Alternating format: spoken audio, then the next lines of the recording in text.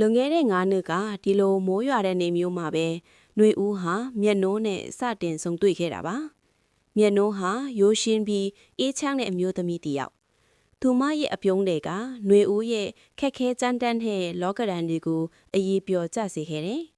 မျက်နှိုးကပကြီးဆွဲရတာဝါဒနာပါတယ်လို့စာဖတ်တာကိုလည်းမျက်နှိုးသူတစ်ယောက်ပါ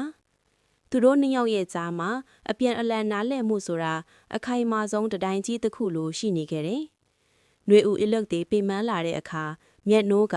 ဘာမှမမေးပဲရင်နွေးချမ်းလေးတစ်ခွက်နဲ့ဘေးမှာအသားလေးထိုင်နေပေးတတ်တယ်။လူတစ်ယောက်ကိုချစ်တယ်ဆိုတာသူ့ရဲ့အောင်မြင်မှုတွေကိုတွေမကပဲသူ့ရဲ့အားနည်းချက်တွေကိုပါပွေ့ဖတ်ထားနိုင်တာမျိုးပါလို့မျက်နှိုးကခဏခဏပြောလိမ့်ရှိတယ်။ဒါပေမဲ့ဘဝဆိုတာအမြဲတမ်းပန်းခင်းလန်းတော့မဟုတ်ခဲ့ဘူး။နှွေဦးရဲ့လုပ်ငန်းတွေအစမပြေဖြစ်ပြီးစိတ်သက်ကြော့နေတဲ့အချိန်မှာ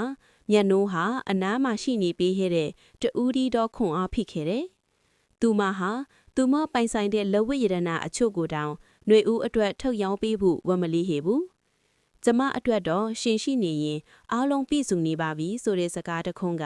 နှွေဦးကိုပြန်လဲယုံထစေခဲ့တဲ့အဓိကအချက်ပဲ